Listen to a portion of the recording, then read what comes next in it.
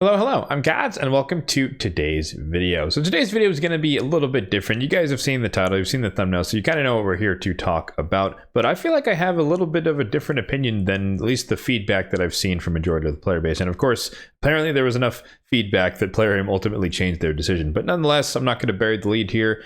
I honestly did not have a problem with the addition of the Mythical Faction Guardians to the game. I don't really think it was too soon. And in fact, I think it will always be too soon, and we'll dive into a little bit deeper as to why I think that. But first, let me get a few disclaimers out of the way for anyone who might not know myself, my account, or my YouTube channel. I am an Endgame free-to-play player. I've been playing this game since 2020, so I have over 5 years under my belt, and I have a lot of experience and champions under my belt.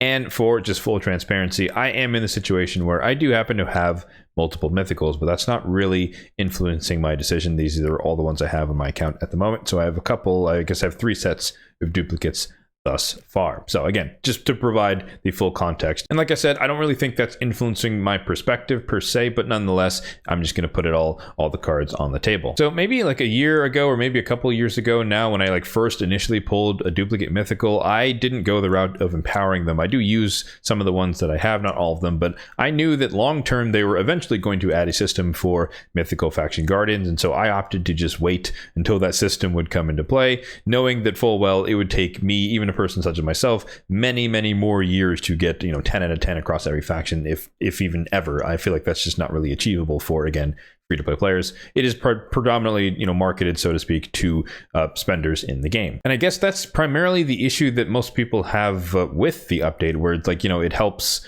the top insert number here Kraken in the game who have multiple copies of multiple mythicals, and they basically have nothing to do aside from empower copies of empowerment and whatnot. And so they need space to pull, or I've heard that as well. And so it only really benefits them.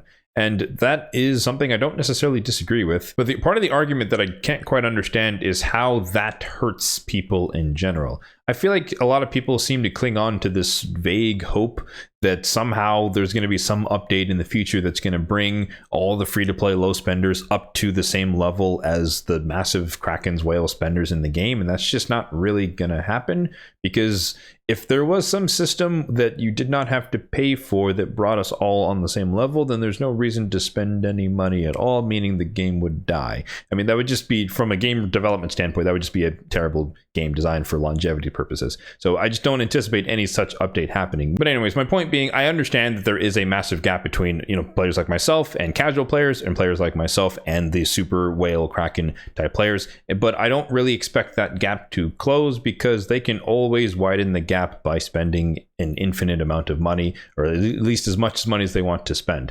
So no matter what Plarium does, they could do everything in their power to try and close the gap. But when there's a gap between spending and not spending, the spenders will always win in terms of expanding that gap.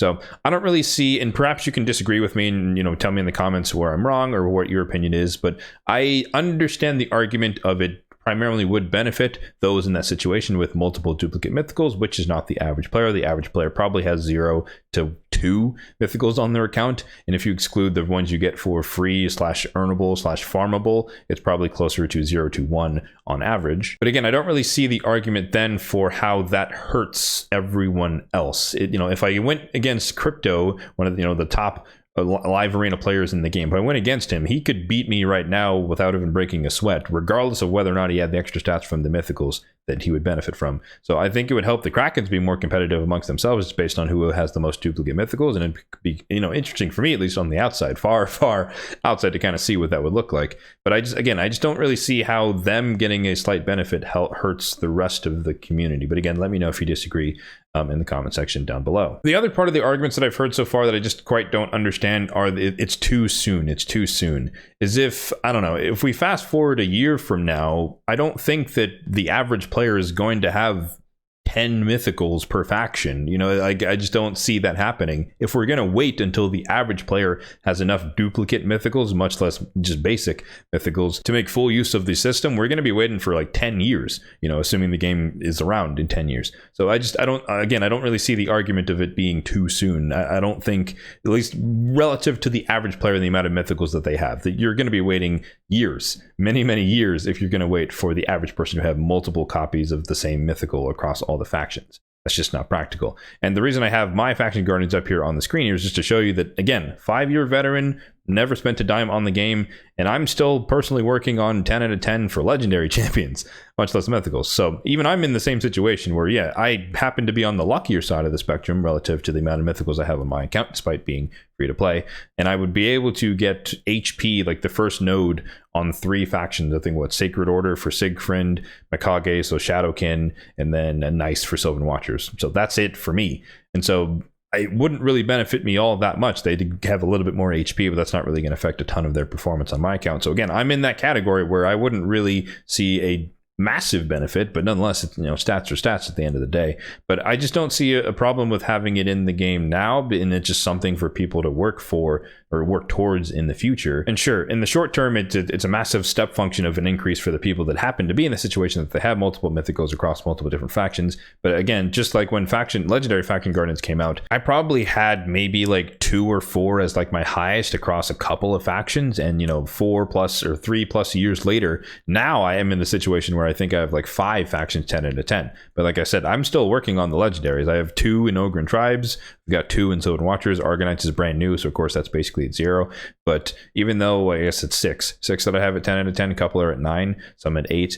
But there's, it's a mixed bag in terms of me even completing legendary ones. So in that case, right, if I was to extend the same logic, then should we not have legendary faction guardians? Because, the average player, or, even the, above average player, if I can say that about myself in terms of just how often or how long I've been playing, should we not have the legendary system because I couldn't get 10 out of 10 and the average person definitely doesn't have 10 out of 10 either? I don't know. It just doesn't really sit well with me. It doesn't follow in terms of a logical conclusion. So I guess that's really all I have to say on this topic. I do think it's odd that they rolled it back. I mean, obviously there was a lot of community pressure that I wasn't necessarily privy to. I don't really frequent Reddit or the forums or any other mode of feedback, maybe the content creator chat as well. There's probably a lot of feedback that kind of, at least enough feedback that they literally retrofitted the update to not have it in there, which I find surprising. But again, I don't know. I think it would have been fine now. I think you could make the same arguments we're making now in a year from now, because not much will have changed for the average player.